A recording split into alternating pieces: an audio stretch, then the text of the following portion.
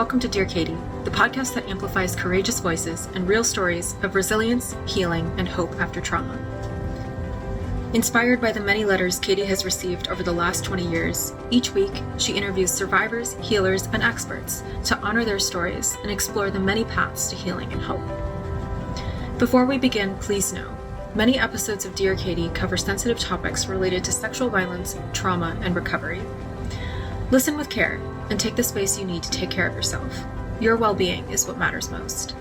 Now, let's join Katie and today's guest for a conversation that matters. Hi, everyone. Welcome back to the Dear Katie podcast. As you all know, I am Katie Koestner, your host and a survivor myself, having been on the cover of Time magazine way back when I was only 18 years old, speaking out about campus sexual assault, my own assault on a date. And I've journeyed ever since for many survivors and together at Take Back the Night, doing events and rallies and changing laws and as much as possible to make a difference in the world on this particular topic. And I hope all of you listening along are doing that great journaling. Every single guest I find just brings a wealth of new ideas and ways that we can think about our own survivorship.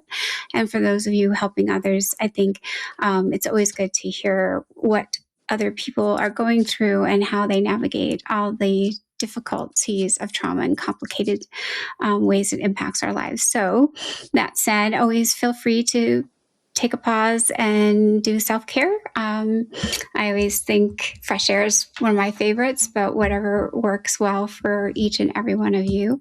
You all are going to really enjoy Phoenix. I think her life is brave and bold. And also, we're going to talk about an issue we haven't really talked about on the podcast with her own story as an adult.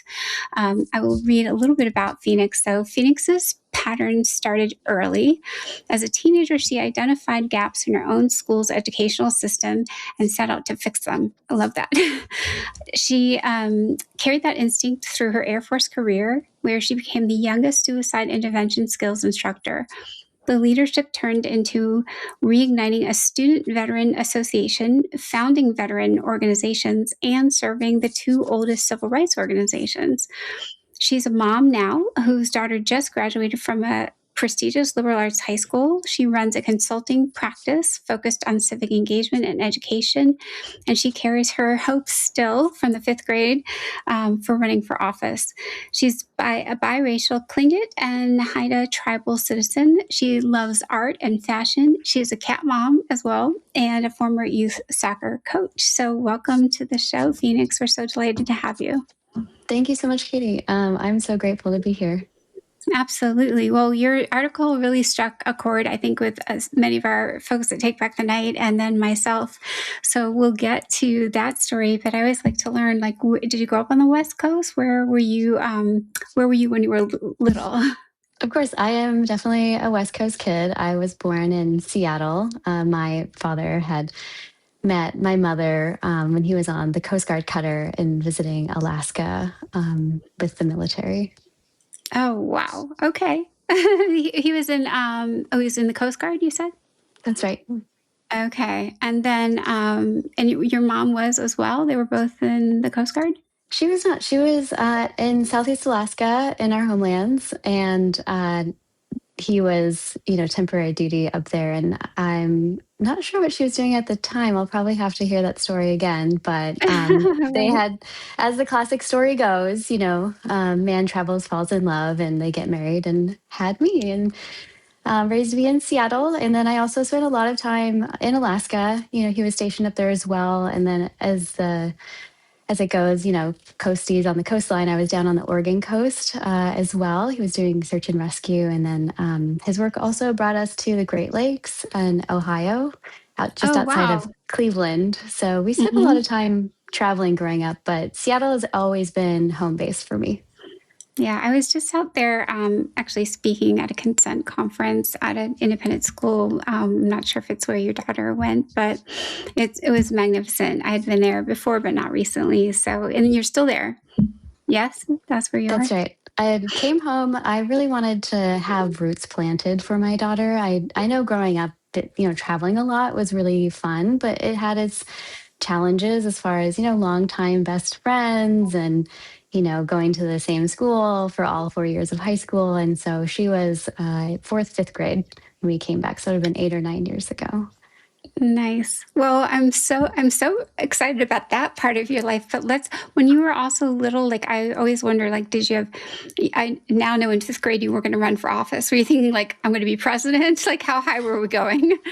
I mean, it felt like politics were so peripheral. I grew up in a house where I was hearing the news in the background. My parents were watching it, but it wasn't a Right. conversation that I was necessarily engaged by my adults. So, fifth grade, I thought student government. I felt so called. So I do remember running, and it was really funny because my speech included some of those classic kid things like I'm going to get a vending machine for the I love that. cafeteria. And I love that. I'll ward off any threats of having to wear a school uniform. Oh my gosh, you're hysterical.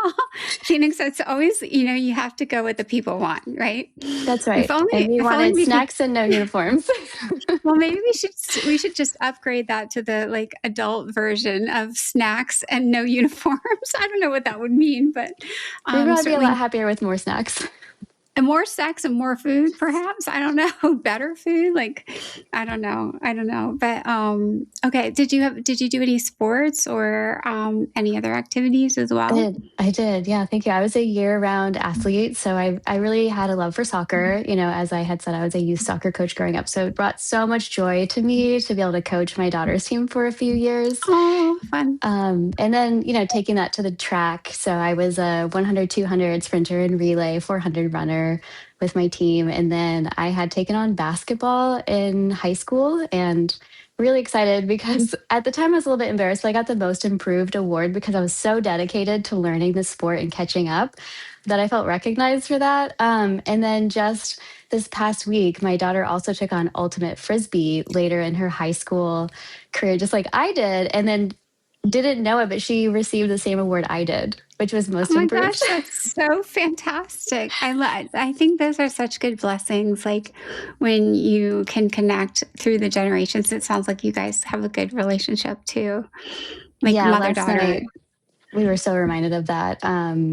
We went to this amazing Black Arts event. It was opening at the Northwest African Art Museum, and it was called Black Graduate. And just being there with her as this budding artist herself, and she's on her way to SCAD, the Savannah College of Architecture and Design Oh in wow, Georgia, great. and these folks that were talking and reflecting back to us as we tell the story, they're like, "You two are close, aren't you?" And we just looked at each other like, "Yeah, Oh, that's my bestie. Like that's my homie." Like oh my day gosh. one. And I told her through We everything that we've been through, there's these moments where I've had to hold her, and I look in her eyes because she's gone through too much than she deserves being with oh. me as her mom. And I just looked at her when things were kind of at their worst, and I just said, "You and me." Though, Phoenix, I know we're going to talk about trauma and recovery and all this stuff, but when you talk about that, I think about how it is just like warms my whole heart to think that you have someone so close to you, your own daughter, who is seeing you heal yourself and grow stronger and be able to be a spokesperson and be able to stand up for yourself. Like there's nothing, what could be better. I mean, we have to go through this horrible thing, but what good can come of it is our own children can be so strong and hopefully empathetic, right? It'll make them really mindful of like what others are carrying with them. You can't always see on the outside because our trauma is on the inside. We're not walking around with missing a body part. Although I would say we're definitely walking around with a lot of hurt and delicate bruises on the inside, right? So, okay, so after high school, and where did you go to college? I can't even guess. Like, did you go to college next? I Or did did you do something not. else? Yeah, I was like, I you could have been doing anything. I know, yeah. Yeah, that's kind of my brand. Yeah, like I feel like you're a woman of many trades. Thank you. So I had been enlisted my senior year. Oh, right. You of high did. You went school into the military right away, and right you were away. rocking it. Suicide intervention skills, like youngest ever. Oh my goodness. Yeah, let's That's hear about that. oh my gosh. Was that because of your parents? Like you just saw that as a calling right away and I thought, it this was is for me? it was a combination of things. On one hand, I had so many family members that served on my father's side, and then later I came to learn that Native Americans serve at the highest per capita of any population. And I did not yeah, know that. Wow. What an honor. yes, and so I think there was this kind of dedication. I'm an oldest sister, right? So I feel like I've really have taken on this kind of protector role many times in my lives, as much as I have also needed a protector. And then there's this other part of it that's also very like lighthearted and fun. Is I think I was what 5 years old when I saw Top Gun. Oh, that's inspirational. Don't you wish though there was well, I guess there were a couple women, but they weren't, more love interest than lead Air Force pilots. So So it goes. But I did see Tom Cruise, and I told folks I want to meet Tom Cruise. And that's yeah. exactly what I did. So Awesome. I didn't imagine it would be his height, but that's exactly where I went, was aerial combat, and I was just so enthralled with fighter jets and Oh aerial my combat gosh. tactics. It was That's incredible. How long does that process take? Like, is it years and years, or do you just intensely train for months? there's definitely rigorous training. So you have to go through boot camp, and you have to go through technical school, and then once you get to your first duty station, there's additional training for months, and you have to learn so many new things: the airspace, the aircraft, how things are done. And so it was quite rigorous. And so the position that I took was, you have the fighter jets in the air, and they're dogfighting. And I remember in Top Gun, they kind of pan to this operations floor, and there's radars and there's radios and there's people yelling. And that was essentially what my job was. Wow, cool. Oh my gosh, so brave. I love it. It's like right out of the gun, like I'm going for everything. And then how long was that? How long did you stay in for that career part? I did a That segment of full, your life? Uh-huh. yeah, I did a full term. So 4 years. Okay. And, my plans were really actually to retire. I thought that was going to be my life, and since, this is the nature of your podcast, and we're talking about being a woman, is I don't feel like I was properly prepared. I was not told about Mm. what military life would be like in the body of a woman. And it had a lot of challenges, and those are stories I've heard a lot of women share. I have my own stories, and I had gotten married, Oh, and when was that? We missed that little part. Who was that? Who was that I'm just person? like cranking it all out. No, you're good. You're good. I'm catching up. Was it while you were in the military then? It Or was was. it We during that actually 4 years? met. Yeah, we met on our first duty station. We're stationed together in Florida, and then we both got stationed in Iceland. And it was kind of one of those classic stories. We were just good friends, best friends, and we'd have our friend movie dates and sushi dates, and he would help me on the job with some of my studying. And it wasn't until we were separated in between Iceland and Florida that I think, are there feelings? And so we started dating in Iceland, and But you can date. Are you allowed to date? I didn't even know if you were allowed to date. yes, Like we could date. but There's you a could. Are lot you? of Because dating in you're the the. military. Well, I was thinking like, aren't there rules about like if there's a differential? I think in status, right? But if Yes, it's fine if you're the same status. that's true. So fraternizing would be enlisted dating commissioned officers, Okay. which does happen. Okay. Thank you for that. Gotcha.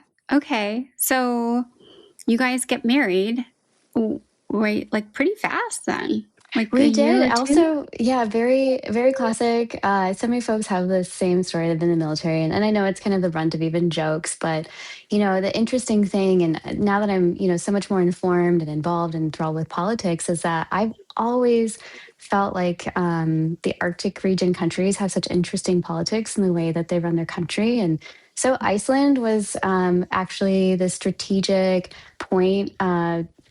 as far as the Cold War goes in Russia. And so they had decided that they were just ready for the American government to leave. And so while I was there, they vacated the entire Joint Naval Air Station, including me and, my boyfriend, fiance at the time. And we thought we may as well hurry up and get married because they're going to send us anywhere and everywhere. They have hundreds, if not thousands, of people to find a place for. And that's how we Wow. got married. And did that help you stay in the same track together? Does that help you stay like linked? It does. It does. Being legally married Okay. helps you get preference at the same base. And so we did end up going to the same base in Arizona, in Phoenix. Okay. Nice. And but that marriage did not last, right? It didn't. And if I were to be honest, I love my daughter dearly. I mean, she's the most amazing. She's my whole world. But I don't think it probably ever should have happened to begin with. Would you say that's because of he was not truly respectful, or he had a lot of anger issues, or I'm just guessing right now? Like if you would say it should never have happened because was it, I think sometimes relationships don't work out because either power differentials or frailty of one person, meaning like they succumb to bad behavior as their own go-to, right? Like if they don't like what's going on, then they make it miserable for everybody else. And I mean, I'm not a psychologist, but having talked to so many people, I feel like I've heard so many stories. What would you say some of the low points were and did you have those red flags like pretty soon after you got married, or even going into it, would you say?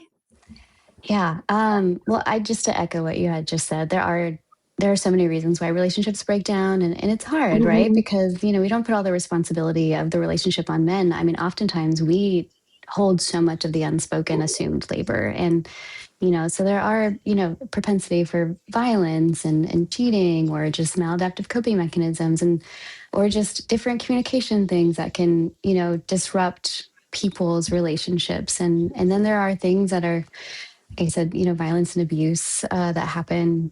And unfortunately for us, I was so young that I'm not sure if maybe I did see red flags and I just didn't know how to identify them. I had grown up in a home that didn't teach me to identify them. And to me, he was safe and he was, my bestie. And we, went to see movies. He took care of me when I got my wisdom teeth taken out. And, I thought, this is my homie. Like, this is safe. And they said, you don't know someone until you know someone. And that ended up being really, really true. And I ended up being very, very unsafe. I was shocked at this almost Jekyll and Hyde situation that I had gotten into. It was the deception and the lying and controlling behavior. What ended up happening was a nightmare unfolded for, I mean, we're talking 20 years now. Financial abuse, infidelity, accruing speeding tickets and other tickets that were going unpaid that were tanking us financially. The physical abuse while I was pregnant. Oh my goodness, Phoenix! It was horrendous, and I was just so overwhelmed. I had no idea what to do, and so being a young airman in the military, being at that age, it was a lot. Yeah, I was thinking as you've been generously talking about that part of your life, and that right now it's complicated because I'm kind of imagining that it must have been like little mini roller coasters all the time, and you wouldn't necessarily know, like, what else am I going to find out? What else is going on? What else do I not know? And then perhaps even, I think it's really hard for me. I think lots of us as survivors to trust. And then once we're in this like very bad, unhealthy cycle, it's how do we get out? And because it's hard to build the wall when you already gave it all, right? If that makes sense, like you already are embroiled in this whole interpersonal situation, and now it's becoming so toxic and abusive, and you already were completely vulnerable, right? Like right down to your whole body with this human. And I think it's really hard for people to understand how extricating yourself from that kind of relationship, financial, everything you just mentioned, Phoenix, can be extraordinarily overwhelming and almost impossible. Did you, when you were able to get out of it, what were some of the things that helped? Like, did you have a friend who helped, like, let's strategize and get you out of this, or your mom or dad, like your sister? Like, how did you find the strength to get out? I mean, my strength, this By part your makes own me emotional. self? No. It's oftentimes, yes, my own self. But when you asked me that question, my immediate thought was my baby girl. I didn't want that for her. Oh my gosh, I heard that. We had another guest on who said, she said the same thing. Ironically, same exact thing. She was military as well. And that's what she was like, I cannot go on like this because my daughter will see this. Yeah, we want how to set old was your better. Yeah. Oh, so sorry. No, you're right. Like, how old was your daughter when you guys left? She was only a year and a half. And Oh my goodness. I think the scary part is, I'm an adult.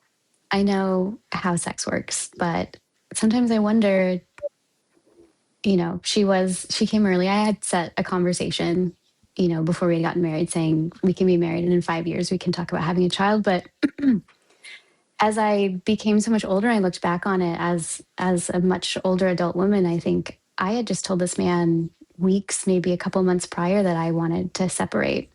And what are the odds? Maybe I'm paranoid, but what are the odds? And that's when you got pregnant. When I was talking about leaving. Oh, wow. Oh my gosh, that seems really nefarious. Coincidental, right? And I said, I know how it works. But I don't know. And so, when I left, she was 18 months old. She was so young, and it was very classic. It was in the middle of the night. I had been making little inconspicuous preparation piles that I knew where the suitcase was and where these were. So smart. Phoenix, how did you figure this out? Like, you did it all by yourself? You just figured this out. You just got determined. Isolated. I was so isolated at that point. And I mean, when I say controlling, I mean, I knew that I couldn't even ask for the car seat out of the car because that would have been conspicuous. And I had been doing a lot of sewing, and I said, hey, could you just, before you go to work, could you bring out the car seat? I want to measure it because I saw all these really cute car seat covers, and I thought that would be really sweet. And he said, okay. And my wallet and my phone had gone missing at some point. And, at the same time I had said, hey, we haven't gone to the base to go like grocery shopping for a while and just had a family day. Like, why don't we do that? And while we were there, I said, oh, the office is open. I could just get a new ID here for like my military ID. And ended up figuring out how to get like a copy of my state license on my own. And when he went to work, I called a taxi. And I think the sweetest thing I'll always remember, and I just want to hug him, but he knew exactly what to do. He had done this before, the taxi driver. Oh, wow. And the way he handled us was just so sweet. He said, okay, I was shaking. I was shaking. And he said, I'll do it. Oh my gosh, that's so amazing. What a little angel in a car came to your house. And that's been the story of my life. I feel like when you ask me that question, you're like, who is there? I feel like I've just been blessed along the way with just these generous, sweet people. And maybe I don't get to hang on to them forever. But I remember just telling the story the other day. I was, trying to leave for Alaska to take this job that, that we're going to get to. And right. I was selling and donating every single thing I had to pack light. So I had 2 suitcases. I could mail myself a couple boxes of keepsakes. And this older couple came by and we just got to chatting, and they said, why don't you come over? And they lived down the block, and they made this beautiful dinner and everybody got their own little artichoke and dipping sauce. And they said, let's just watch a movie. Let's just watch TV. And for no other reason than to just be sweet. And I just feel like those were the moments that just kept me going. Those are great. I love for our listeners, like when Phoenix says that, I feel like look for those moments, look for the small things that are actually the major big things to be grateful for. Because, sometimes I feel like the movies and the media are showing like all of a sudden it's back to basic Cinderella. Like somebody's going to come and tap us on the shoulder and we're going to get glass slippers and a whole coat and stage. Like it's just not happening like that. But we have to take the little things as the big blessings. I think that those are the things that make me happy too, Phoenix. Like I'm hopeful every single day. Like there'll be some little tiny thing that happens that will just mean so much or remind me of gratitude, right? Like I'm not someone who definitely like spends a lot of time doing like self-care or meditation or all those good things that a lot of people do, but I feel like at least I recognize those little seconds, even if it's 1 minute or something I see. But wonderful story, wonderful story. So you flee and you were in Seattle at the time, or were you somewhere else? Oh gosh, I've had such a journey. I ended up going back to my father's family, Okay. which has had its challenges, and that proved to be really difficult. And so, by way of that, I ended up actually having to go back. Oh gosh. Okay. Yeah. That sounds awful. It wasn't what I had imagined at all. But I did go back for a short period and managed to find my independence and get a job at a bakery. I was up at 3:30 in the morning. I was getting rides and taking transit, and I had saved up enough money to get an apartment, and we did our best at figuring out what surviving co-parenting with an abuser was for the next year or two. Okay. And then finally there's a full break. And then so I put myself through a medical assisting program and using my GI Bill. And I thought I need to figure out how do I just get this going? I need to get up and running and, get income, get a good job, something that's respectable, something that I feel rewarded for, like I enjoyed just giving to patients and seeing them, heal and get better. And I got this call that I had a niece. And I had never known, I didn't meet her. And she had gone through the worst case of child abuse that Alice, Texas had ever seen, and was sent to Alaska to be with my brother, who grew up in foster care and was dishonorably discharged from the military and was living his life as a very impacted person would, drug addicted, homeless, involved with the law. It was, and that was my next chapter. So that was moving to Alaska then. Okay. And the part about your brother, I just missed one part. So were you going there where he was also to try and help get him more stable? Well, I wanted to see what that would look like, but triaging the moment was going to help my niece. Okay. She was being sent from Texas to Alaska. I guess they had deemed the situation, Children's Services had somehow deemed the situation appropriate enough for a child to be transferred there, which I understand. That's her biological father. And I had told him at the moment, I just said, I know things with me are a little bit tight, but if I woke up one morning and I found a child on my front doorstep, I wouldn't ask any questions. Right. And I listened from afar for the next, several months, and there were so many challenges. She was in cars, she was unattended in transitional housing. I mean, I realized that it was so dire that she wasn't going to survive that. I mean, after what she had gone through, there was no therapy, there was no rehabilitation from her broken bones. I mean, nothing. Oh my gosh. I feel like you're the wounded carrying more wounded. Yeah. Okay. So we could sit and talk more about that, but I so very want our listeners to hear about like this, because they can go read the article and read your story. And, That's right. so you're in Alaska, you're helping with the niece, the brother situation's a nightmare, and you have your own daughter and a job. And I I was so thrilled. I thought, okay, like I'd lived in Alaska, but I hadn't lived in Ketchikan. That's where the concentration of my family is, kind of our historical, tribal lands for our clan, because our territory spans such a large, length of Alaska. Ketchikan is a place that I've been to, Phoenix, Is that believe it or not. so? Oh my gosh, Yeah, I when? can't believe you said I was 16 years old. Maybe 15, actually, I would say, because it was, my aunt was in the military. I mean, her husband was in the military and stationed in Alaska. So we went and stayed, my family did, in a summer for a good chunk in Alaska. So we went and saw Ketchikan too.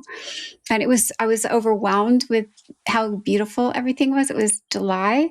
And I was like, Oh I've never gosh. seen flowers and things grow for. I was like in the Wizard of Oz. Like everything seemed larger than Hmm. life.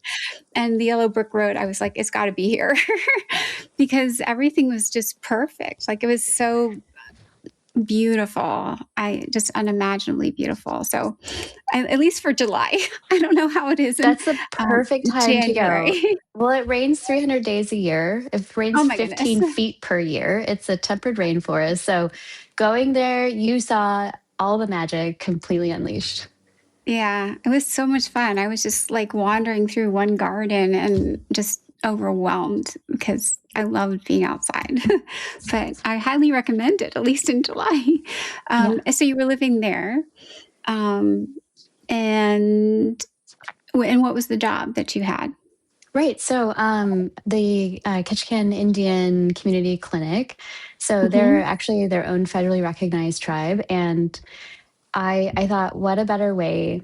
There could be no better way to be involved in my community than be working in the clinic. And so I worked in the lab so I had phlebotomy skills from my medical assisting training, and they were promising me and offering me on the job certification for a full laboratory technician, and that was the big exciting part of Wow, taking a job like that. that's It was supposed to incredible. to grow What an my honor. career. Hmm. That's amazing. Okay, so you're doing this and describe like the workplace environment, I guess, because our listeners are going to know we're getting to the stuff that happened. I know, I But feel it what was it already. like? I'm just I'm sorry. Are you doing all right? I'm okay. I'm okay. Yeah, Yeah. I know it's so intense. So I'm really honored that you wanted to be on the show because I think this is such an important part of all the things you said are so important, but this one is critical. And I feel like there's so many women and men too, I'm certain, who are in really unhealthy work environments even today with all the laws and all the policies. But how did you feel again going into the whole situation? You sounded like it was really exciting and they were offering you a lot of benefits. I mean, well, Katie, I was on my yellow brick road.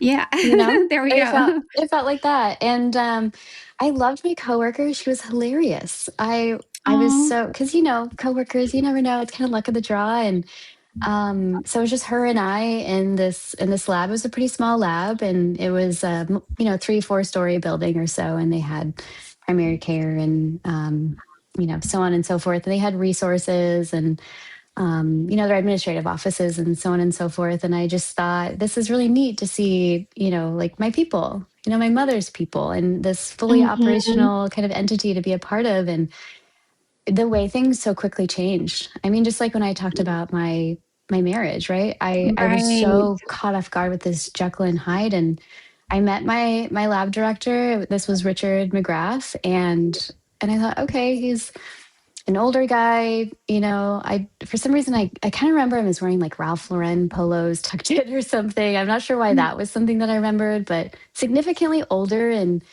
charismatic in a way that I just kind of wasn't sure of. And so I just took everything one step at a time. But it was immediately within the first couple of weeks that he started getting very inappropriate.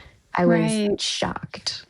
Yeah, the article I was like, "Oh my gosh, how gross and awkward." And you trying to like be nice about like setting boundaries and it so didn't work. But just explain maybe so our listeners understand like was it like, so they kind of, I like having a visual sometimes, like, were there windows? Was he overt? Like, and what was he doing? And kind of describe, maybe if you can, the progression of how, like, the space, and when he might know that no one would see, or did no one care? Like, were there any bystanders? Like, I would love to know those kinds of things. Yeah, I visually, I do remember vividly, I remember coming into the building and there's kind of this foyer and I take the elevator up to my floor and, I round the corner. It's very, clinic, linoleum flooring. And I open the door and, it's nice because it is a small lab. There are kind of like two sections to it, the small kind of office area where the equipment is. And then you can go through this open doorway where, the patient chairs are and, other equipment. And the whole wall was windows. And it was, kind of nice to look at the tree line. And, so that was fairly peaceful, but it was very scrunched. And so, other things I'm remembering is, when I talk about there were administrative offices, the third floor in the back corner, I think, is possibly where his, don't quote me on it, but I remember it being the third floor in the back corner, and it was just very quiet. It felt very stale, and I remember the office had nothing in it. There was, two corner desks, one in each corner, and there was just his computer and nothing else, nothing on the wall, not much on the desk. And I just remember it feeling just uncomfortable. And, these moments that started as this ramped up is, when I said it was squished, he'd be walking by me to grab something. And as the article stated, he'd brush against me, but maybe it was his arm against my breast. Maybe it was his pelvis against, mine. And I thought, I know it's a small space, but I know I felt what I just felt. Like that had to have happened, right? And, other moments where, he had to talk to me privately in his office. And there's this big open room, as I said, and these kind of corner desks in the back. And there's two chairs and they're right facing each other, just with like this much room in between. And I go to stand in front of my chair and I move it back and I sit down. So we're within a at least respectable amount, right? but Like of a distance. stretched distance. But even like that he felt couldn't just so reach out and touch you. right. And even that felt so inappropriate with such a large space, but as professional colleagues and as somebody who's a subordinate. And so I remember him reaching down, like bending over, my pelvis in my face, putting his hands on either side of my waist, grabbing the back of my chair, and then pulling it towards him. So our knees are touching. Oh, yuck. Oh, and it was my just God. this leering, overpowering, this complete entitlement to my body that he could just move my body. That was disturbing. It's like crazy that it's almost like you wonder, when did he learn he could do that? Early. I talked to one of his victims' lawyers very early. Wow. Very early. He'd been doing it forever. Would you say, how old was he at the time, do you think? 15? He was somewhere in his 20s when one of his teenage victims came forward about how he had sexually assaulted her. Oh my goodness. And how many total do you know? I mean, that came forward. We don't know the total. That came forward. I think there were 3 in the Sitka lawsuit. One is currently in appeals because the jury, I love Alaska.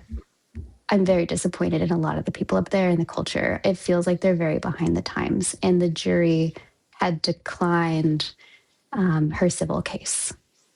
Oh my gosh. The jury gets to choose? That's insane. Not a judge making that choice. Well, I mean, I wouldn't say I'm very excited about the judges in Alaska either, but I've personally met them, and I've read into other cases as well. Oh, you met the survivors. I've met the judges. Oh, the judges. Okay.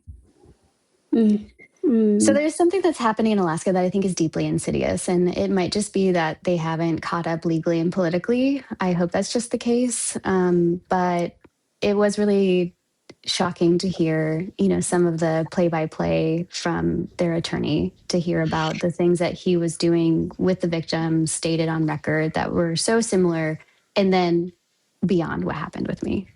I think as you're speaking, Phoenix, like I'm always thinking too, because I'm such an activist of every single second. One thing about Alaska is tourism. And if we could somehow let tourists know about this underbelly culture of misogyny, then maybe the whole state would work on cleaning up that image if we could create it as a problem. You know what I mean? And I think the only bad part is there's many bad parts. The challenge is that if it's only affecting Native Alaskans or within the tribal communities, it's much harder to get that outside to the broader public. But you're someone who did, right? Obviously.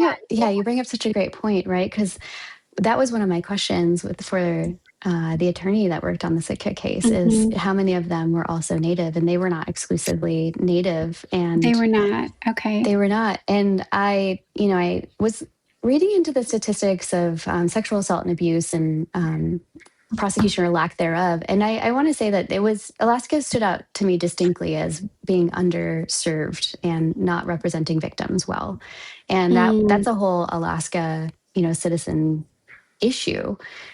Where it's interesting with me is being Indigenous and being in a clinic that is ran by an Indigenous tribe, but my perpetrator being non-Indigenous, is the pressure really is, I think, on the federal government to be responsible for their citizens, regardless of necessarily where they were. And I know that tribal sovereignty is of the utmost importance, but I existed in this gray area where if there were policies, there was no enforcement, there was no expectation, and there sure as heck is not going to be restitution. They've made that really clear, the way that they treated me, and the fact that there has been no offer since these articles have come out. Wow. I wonder, maybe this podcast will help bring some visibility as well.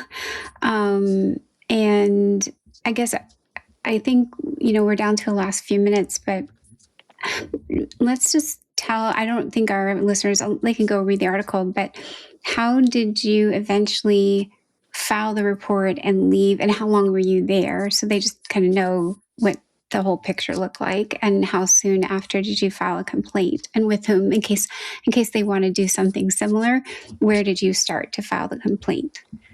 So I would say after he had slapped my behind and played with my hair, I thought this is enough. And I had gone to HR, which I'd never done, and I had asked for help. And I figured there must be something that they can do. The process that ended up happening there is HR informed the health director, as well as the person serving as the president or CEO at the time. And I had received a letter that said, essentially paraphrasing, you asked for it and you misinterpreted what was happening. And we just have a casual culture up here in Alaska that you might not understand. Oh my goodness. So then what did you do? So they said that I had a certain number of days to write a response to that, to challenge that, which I did immediately with bullet points. I remember I'm so proud of myself for saving all of this, because this article wouldn't have hit the way that it did without that. And shortly thereafter, I was called by the health director, Brent Simkoski, who actually now works at Jamestown S'Klallam here in Washington at a larger Indian health institution as a non-native. So he also got to escalate his career while I got fired. And the HR director, who continued to work there for about 10 years in that capacity or different, took me into a large conference room and said, I think we all know why we're here today. Continued to not explain to me why we were actually there, terminated me, escorted me to my locker and off the grounds like I was a criminal. Oh my gosh, Phoenix. And I forget, did you say how long I know you said after he slapped me, but how long into the time you were from start to fire? Was that like a year or less? A few months. Months.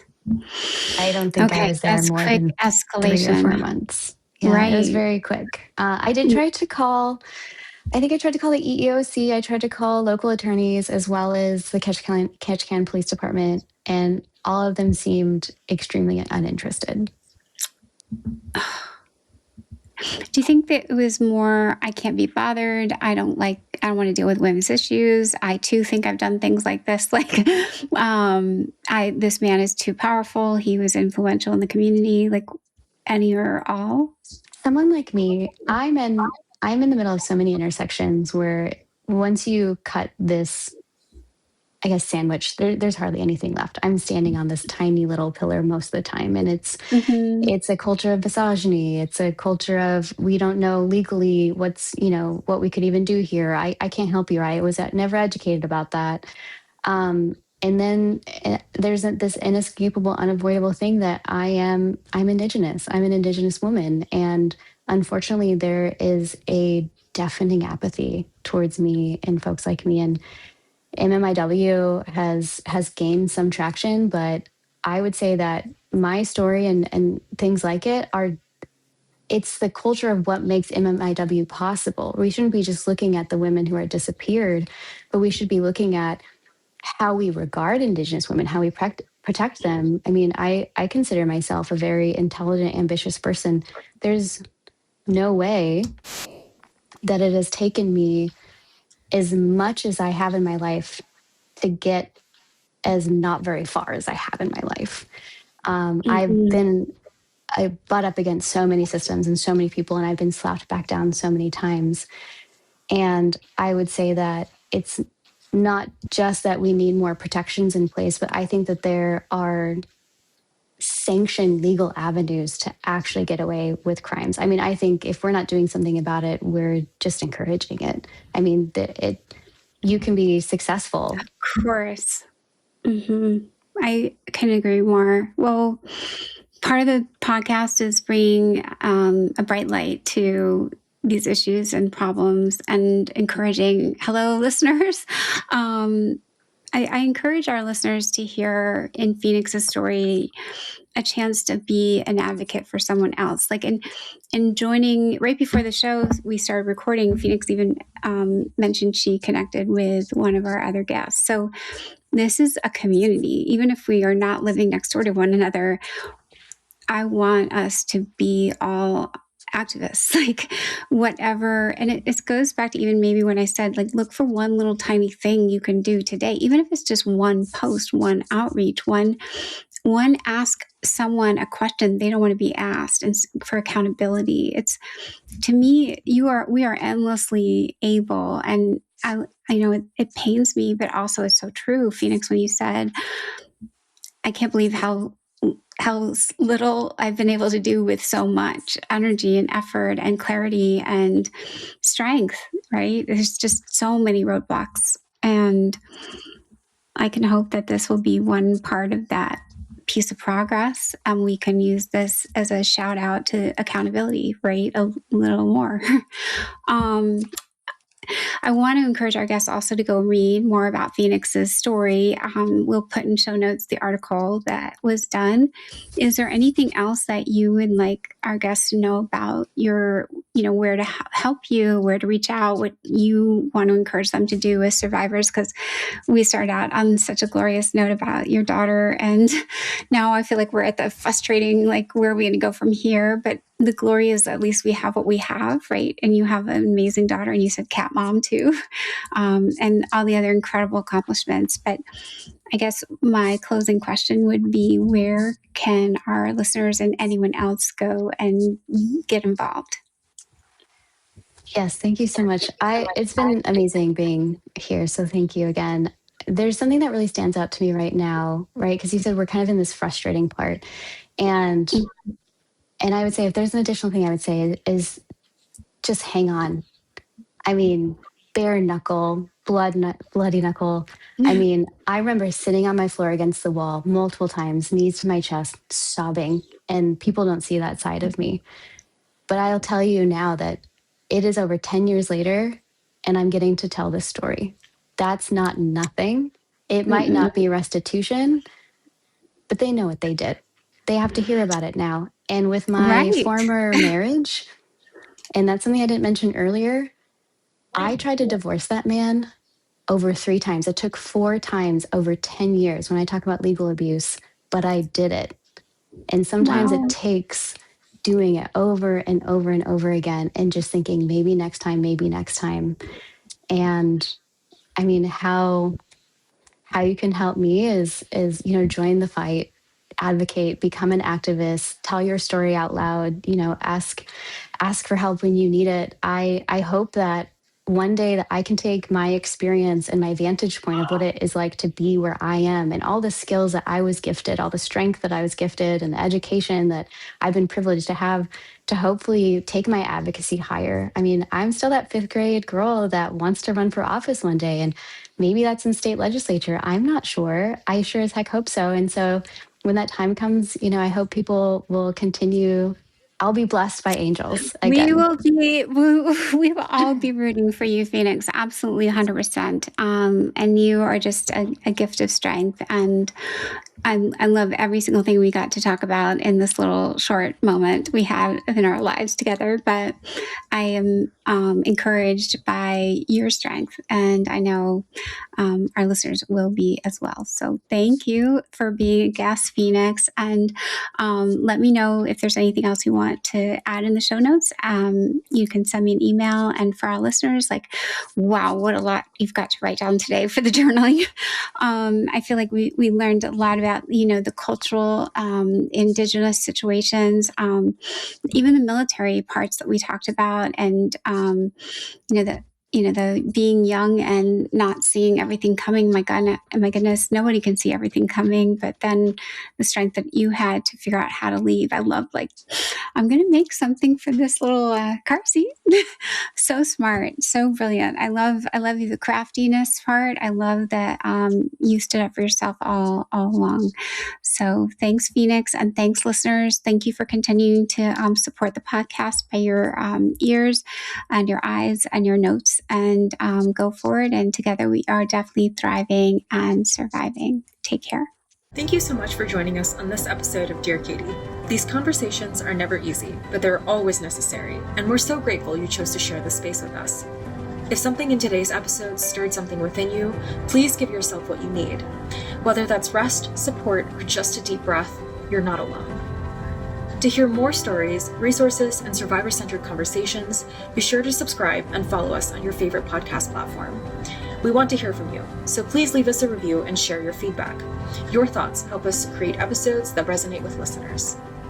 Until next time, take care of yourselves and each other.